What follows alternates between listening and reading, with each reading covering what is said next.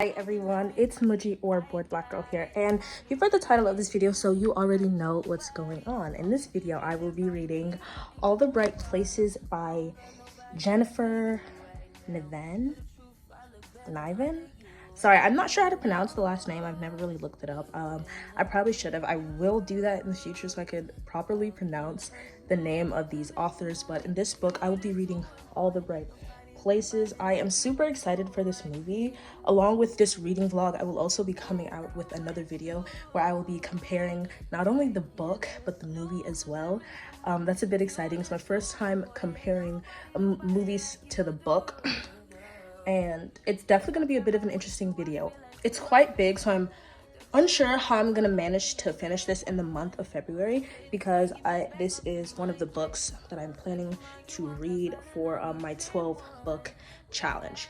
It's about almost 400 pages, I believe, and that is a pretty big amount, honestly. My last book was a little over 200.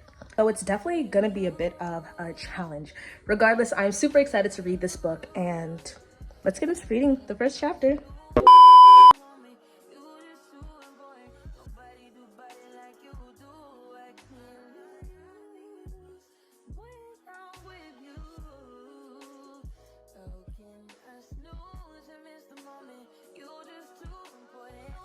Okay, so hi reading vlog. I've started reading All the Bright Places, and Theodore is interesting so far. He's kind of douchey to me. Listen, I've only read the first chapter, but has said like two things in particular that are kind of giving me like weird vibes.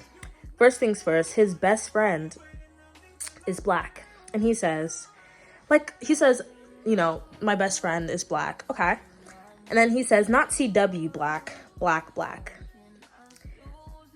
That is a red flag to me. I don't know what that means. And then so he follows that up by saying he gets laid more than anybody I know. Huh. I'm not really sure what that has to, like, where's the correlation? That sounds so weird. It's different if it was, like, worded differently, but it's just like, here's my best friend, he's black. No, not CW black, he's black. He has a lot of intercourse. Right? And then soon he's describing Violet, and then soon he tells us, I think she's tall, long legs, and she's got curvy hips. And then he says that he likes that. Okay. And then he says a lot of girls in high school are built like guys.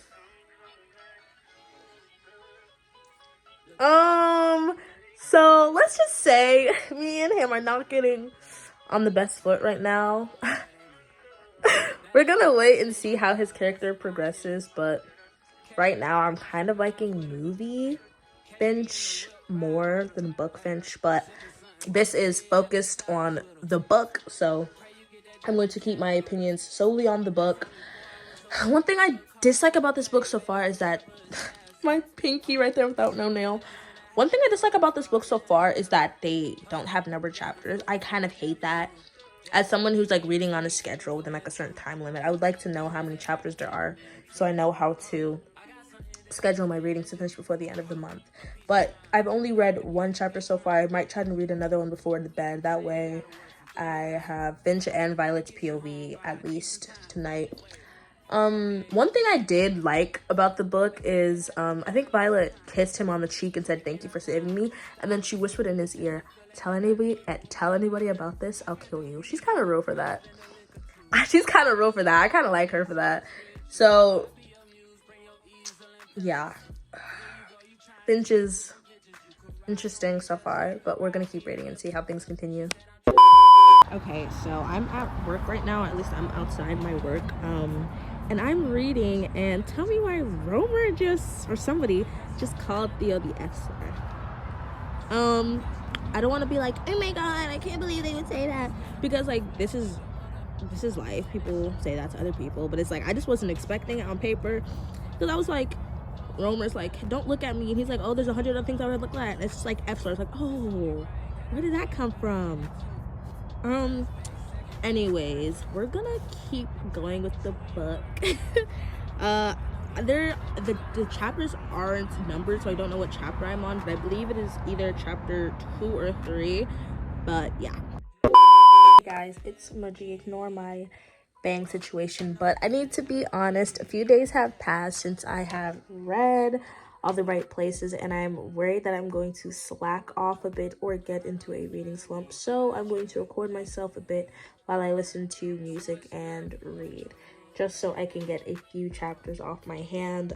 I don't think I've made much progress. I have gone over a few chapters, I believe 3 or 4 chapters, but it is almost March 15th, and that is, well, it's not the halfway point of March, but it's almost March 15th, and that means I will have less than 15 days to finish this book, and that's not good.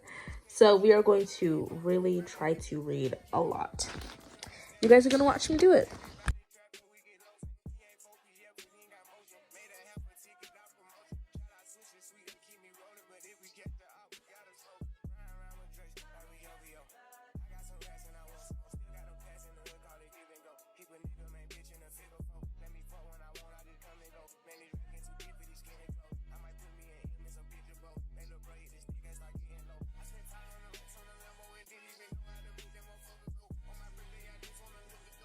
Okay, when I watched the movie, I thought that Theodore and Violet were both each other's first times, but apparently not.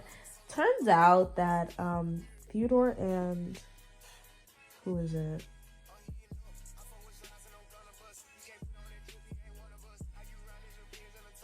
Suze hooked up, and apparently Theodore knows what he's doing. Jesus. Aww.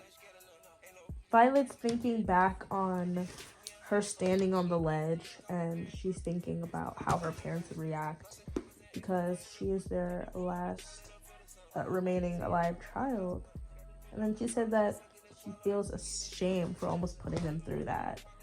Girl, you almost wanted to end your life.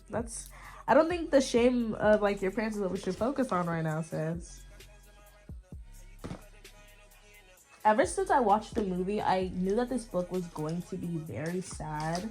So usually I don't use blue highlighter, but I decided to add a blue highlighter section in my annotation key, specifically for sad things.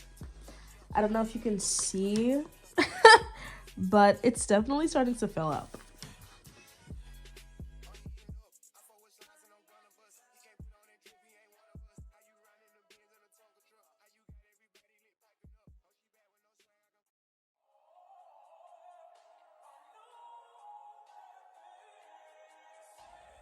Aww. Seeing Violet's inner turmoil a bit more now in the book than in the movie is very interesting, especially because you can see the way she struggles and how, although she like wants to get help from her parents and tell them what's going on, she just can't. And she's like, you know what? Nothing's wrong. I'm just tired. My gosh. He does it in the book too. So my bangs are atrocious. Give me a second, okay? Okay, so in the movie, there's this, I'm sorry, in my opinion, super cringy part where Theodore records an Instagram story and he posts it and he tags Violet and he's like, Violet Markey, if you're alive, text me at this number. Both times I watched the movie, I just cringed. And it's even worse in the book because he's doing it on Facebook. I can't right now. This is hilarious. It's so, I don't know.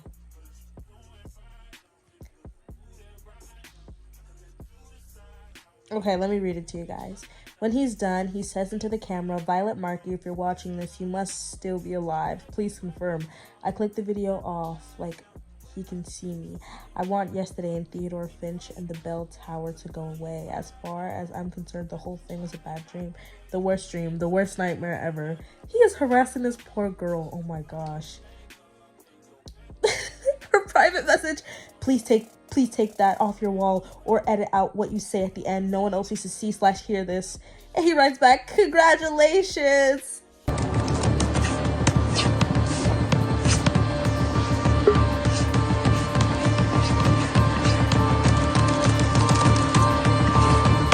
This is not a laughing matter. This is not a laughing matter. Congratulations, I deduced by you messaging me that you're alive. With that out of the way, I was thinking we should probably talk about what happened, especially now that we're partners on this project. No one will see the video but us. Okay. This is some kind of, I feel like this is kind of one of the situations where something happens in a book that if it happened in real life, it'd be very concerning. It's still concerning to me now, but in real life, if a guy saw me about to, and then soon he goes on social media and he sings a song and he goes, Majidat, if you're still alive out there, text me at this number. Oh my God. I'm deleting my social media. I'm blocking your account. I'm reporting you. I'm deleting my social media. I'm calling you and I'm telling you that you're crazy and never speak to me again. Also, I had to show it to the teachers and be like, I can't be on this project with this boy. He's insane. But yeah, that's my little update. I'm gonna keep reading. A really random update while I read at 6 a.m. Don't worry guys, I'm trying to get these chapters in so I can make a video for you. But I think I might need to look into Virginia Woolf because right now they are typing back and forth on Facebook and they're quoting her. And I am honestly liking a lot of these quotes. My brain is to me the most unaccountable of machinery, always buzzing, humming, soaring, roaring, diving, and then buried in mud. And why? What's his passion for? I really like that quote, and they quote her a lot, at least in this section. So if I keep seeing quotes that I like, I might honestly consider looking into Virginia Woolf and maybe reading one of her books down the line. Ignore the way I'm trying new makeup today to go along with the pink hair. But anyways, I'm still reading, and I hate to say it. Well, I don't think I hate to say it, but I have to say that Finch reminds me a lot of myself, especially when he's talking about reinventing himself and how this version of him wouldn't do that and da-da-da-da-da-da. I can really relate to that. And also when I don't do this when he pretends to be British, because that's what badass Finch is. I guess he's British. He has an Irish girlfriend named Fiona, and he tells us how he created an entire universe around, I guess, this version of himself and all these people by the time lunch is over. And I can really relate to that, especially when it comes to my writing. Definitely just like starting at one point and like expanding it so much further than I expected. I am determined to finish this book. So right now I am still reading, and I think I just got a little bit of foreshadowing. Basically, Theodore is at home in the bathtub and he is completely submerged in the water with his eyes closed. And he says, I pretend I'm in a lake. Water is peaceful. I am at rest in water. I'm safe and pulled in where I can't get out. Everything slows down, the noise and the racing of my thoughts. I wonder if I could sleep like this here on the bottom of the bathtub if I wanted to sleep, which I don't. I let my mind drift. I hear words forming as I'm sitting at the computer already. A little bit of foreshadowing, if you don't know, because Theodore ends up doing what he was planning on doing in the beginning, but it is in a body of water at a lake, which him and Violet visit. So I just wanted to say that.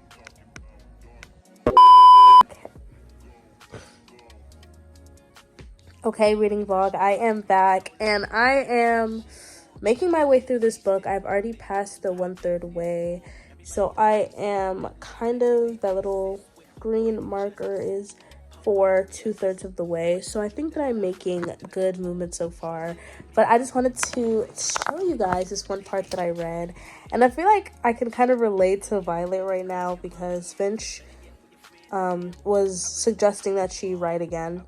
And then soon, on page 170, we have from Violet's POV. Even though it isn't much yet, I take a picture and send it to Finch. I write, look what you've got me doing. Every half hour I check for a response. By the time I go to bed, I still haven't heard from him. That's so real. I'm sorry, she's kind of real for that. And it's like, oh, it's so cute. But anyways, the book is going good so far. We just saw Finch's dad be abusive, which is a bit jarring to me because we didn't even see Finch's dad in the movie. Also, I feel like in this book, Finch is much more open about the suicide. Mostly because, like, we see, like, we're given facts about it. And we see Finch, I guess, really contemplate it while he's in the garage. But that's when he thinks about, you know, his family could get hurt in the process of him doing this, so he stops himself. So, and then also one thing that I really liked that happened in the last chapter that I read with Finch was we could sort of see him start to, like, deteriorate mentally. He comes back in his room. I mean, as he's coming up to his room, he seems, like, really scared and worried because he's assuming that something's wrong. My room isn't the way it usually is. He's just scared for no real reason.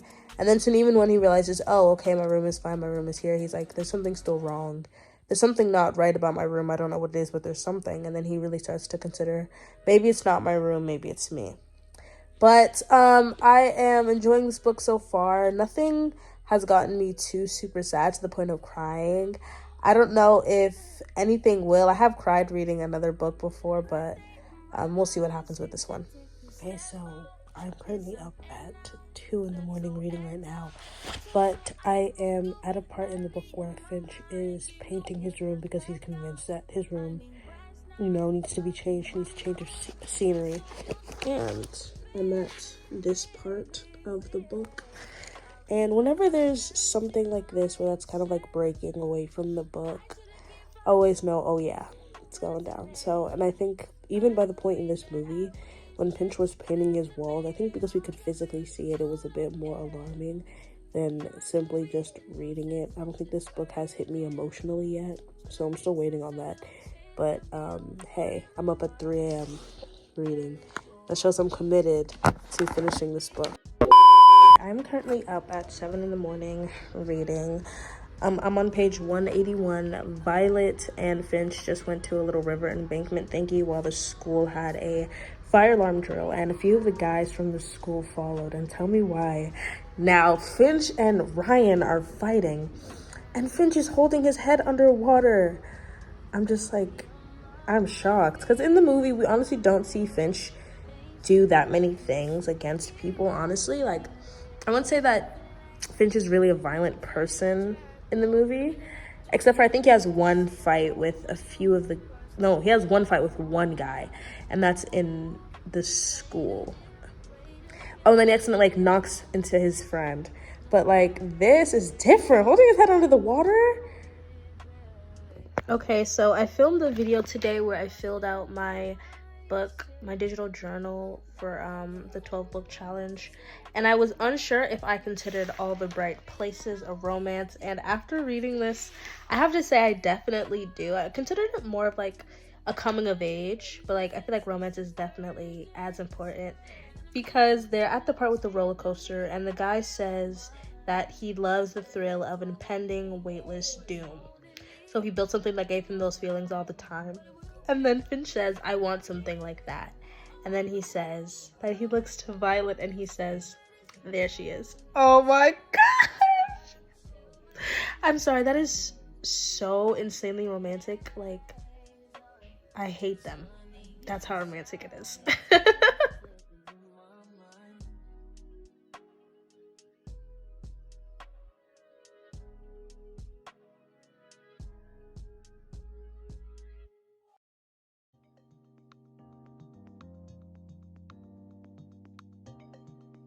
Okay, so I'm in bed getting some reading done, and after Violet and Finch have visited the, what is it called? I think the blue hole or something. It's kind of like, yeah, the blue hole. They come back to Finch's place. Nobody else is home except them. And in the book, Finch paints his, I think he does it in the book as well. I'm not sure if it's blue, but Finch paints his whole room blue. His, like, walls and even his ceiling blue. And Violet says she feels like she's swimming in the pool back at the blue hole. And I feel like that's kind of a little bit of foreshadowing again towards Finch's early ending of life by himself. It's really unfortunate, but I kind of like all these little connections, especially because I've seen the movie and I know that it happens. So to see it in the book, I'm kind of like, oh, a little twinge of remembrance that Finch does not make it all the way to the end of this book. Like, not at all. That's really sad, honestly. But we are getting pretty far with this book. We are almost 1/3 of the way. And I have, I'd say, about a week left in February. So, I'm pretty sure I can finish this in a week. But we'll see.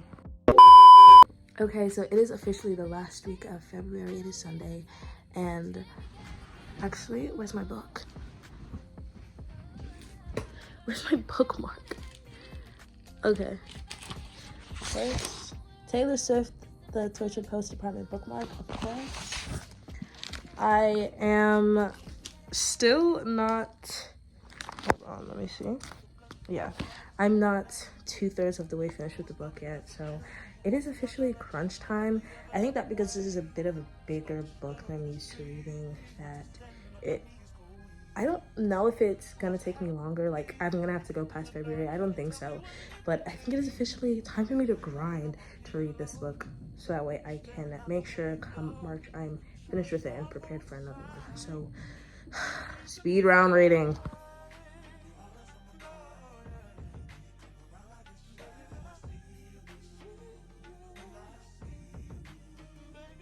Hey, a little update. Today is actually the last day of February, and I have only now gotten 2/3 of the book done, so I'm literally spending all day reading. But we're past the point where I think Violet and Finch spent the night somewhere, and then soon Violet's parents said that she couldn't see Finch anymore. But I just wanted to pop in real quick because this part is so cute, because they're on spring break and Violet actually went to New York. New York was one of those schools she was thinking about going to, but obviously she was reconsidering. But I'm honestly just happy for her. But like, knowing what's coming, I'm really scared, because like I realized that Finch still has to do what he does. So that's a little bit scary. But we are officially 2/3 of the way done. We should have been 2/3 of the way done maybe a week or two ago, but that doesn't matter. So I'm gonna keep reading, and today will be our final day reading Love Hype. But anyways, I'm gonna keep reading, and today will be our final day reading All the Bright Places. Okay, so I just read a little bit more ahead on the same page where Violet is at NYU. She says that she's worried about Finch because he hasn't answered her last 3 texts. Oh my god. It's starting. It's starting already. I'm reading right now, and I feel like we can clearly see that Finch is starting to spiral, and it's really sad because he's really struggling and trying to stay in the moment. I think especially now because things are going much better for him. And he has this one point where he's like writing down all the things that are going on in his life. He has an amazing girlfriend, decent friends, a roof over his head, food in his mouth. But because he's, sorry, my phone just turned on low power mode. But because he's starting to spiral, all those things are like, he's kind of breaking them down and like trying to find the negative. He's like, yeah, I mean, like, he's going over the list again and again because he feels like he's missing something, and he's breaking the good things down into negative things. He says that his family could be better, you know, and he's not the only kid that feels that way. And other things like that, like he can study more and like do better in school. And it's really sad because in the last chapter he was somewhat okay, and now he is very much getting down. Okay, so I'm still reading. I have about that much left. And right now, we just had a few chapters that were focused on Finch. I really like the way we're starting to see Finch and his mental illness, because I feel like it's something that a lot of people can relate to. I think especially in the way that he has sympathy for other people and not for himself, because when he goes to the group meeting and he meets all these other children, he realizes that, like, yes, he has suicidal thoughts, but he is not only, oh my gosh, yes, he has suicidal thoughts, but he's not the only person. And then also he considers he doesn't really consider himself a person who's fully attempted.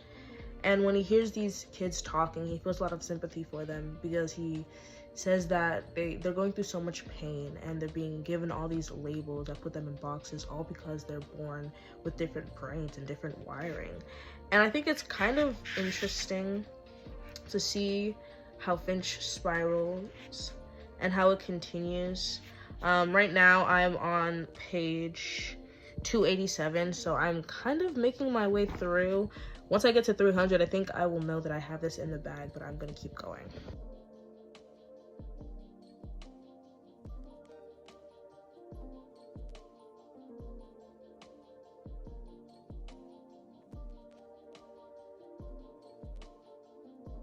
Also, another thing I wanted to mention was I like the way that this book is portraying Finch's mental illness and how it kind of conflicts with him being in a relationship with Violet, because although he knows that he's with Violet and that she is a good girlfriend and he's a good boyfriend and that things are going great, there's still parts of him that question it.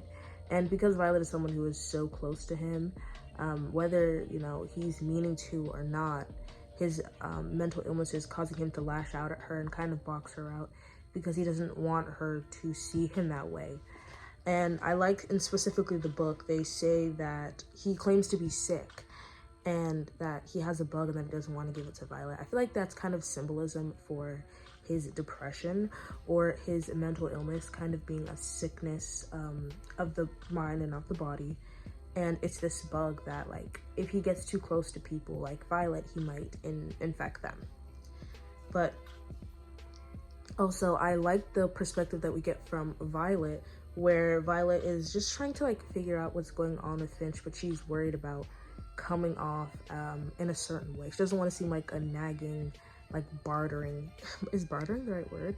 She doesn't want to seem like a nagging girlfriend. I feel like that's something that's honestly so realistic when it comes to dating somebody who is not in a good mental place and you really want to know a bit more about how they're doing and where they are, but you don't want to push them because at the end of the day, they still might need that space. Okay, so I'm currently on page 319 and this book is definitely starting to get to me. We are at the point where Finch is basically just sending Violet random messages, and then this is what is currently on the book page. So I think that's kind of pretty obvious, and from what I've skimmed or like flipped through, all of the next POVs are Violet's, so that's not good. I am excited to continue the book. I would say that this book has definitely gotten to me a little bit. Oh my gosh. But yeah, I'm gonna keep reading, and yeah. Oh god, I look so terrible. How was this lighting? But I am realizing that we are actually at the part where Violet is going to go to the, I think it's a lake, and eventually she figures out that Finch is there and what he's done. So I'm going to record my reaction, mostly because this is my first time reading the original. I've seen the movie twice, so I know how it goes down, but I want to see how it goes down in the book and give you guys my reaction. My heart is like pounding because I know what's coming up and I know it's inevitable, but just reading it is like heartbreaking. But here we go.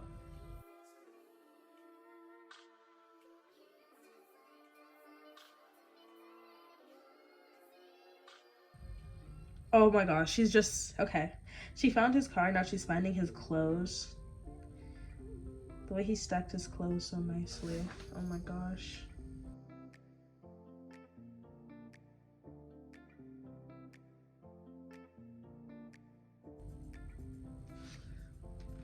She's saying Marco, looking for Finch. Oh my gosh. This was like, in the movie, it's so actually sad. But like, I think reading it is just, because she whispers it. Oh my gosh.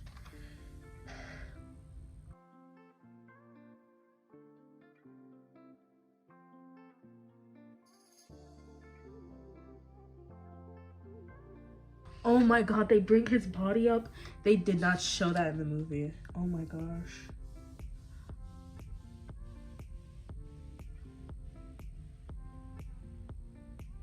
Oh my god, Violet sees the body.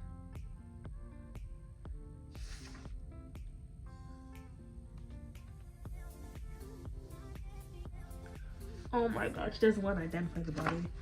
This is heartbreaking. She has to tell his mom.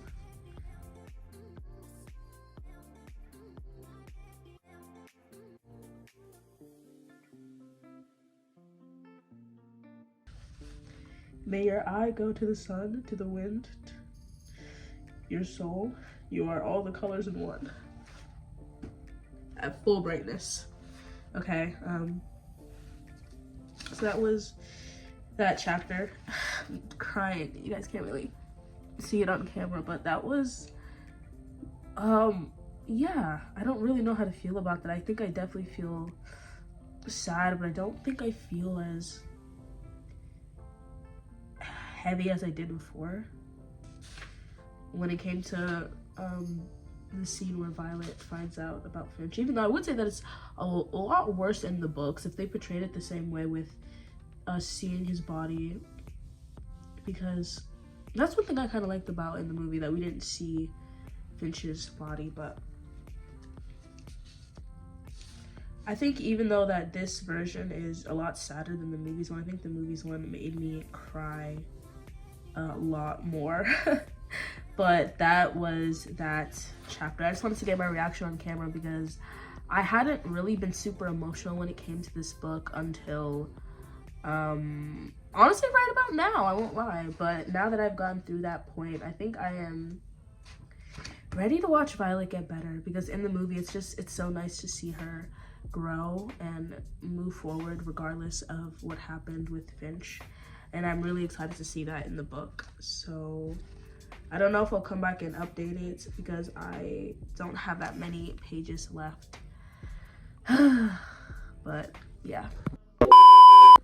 Hi, it's Maji. It is March 1st, so the day after February 29th, which means February is over and I am finished with All the Bright Places. Honestly, it was quite fun reading this book and just watching them fall in love and eventually watching Finch come to his end, but then watching Violet grow from that and just learn from it. Not only Finch's death, but Eleanor's death, and have Finch's death be a way for her to be open to being friends with all of the people at her school, not only her old popular friends, but Finch's friends as well, and also encouraging her to truly live life to its fullest. I had a great time reading this book, and I'm super excited for you guys to watch the video that I have that is coming out the same day as this one, so you should definitely check it out, where I compare this book to the movie. I think that is all for this video. Thank you for watching. Sorry, my voice. I think that's all for this video. Thank you for watching. You should definitely go check out my Instagram, where I will be updating you guys on the books I'm reading, as well as posting quotes while I'm reading the book. And I believe that's all. Thank you for watching, and bye!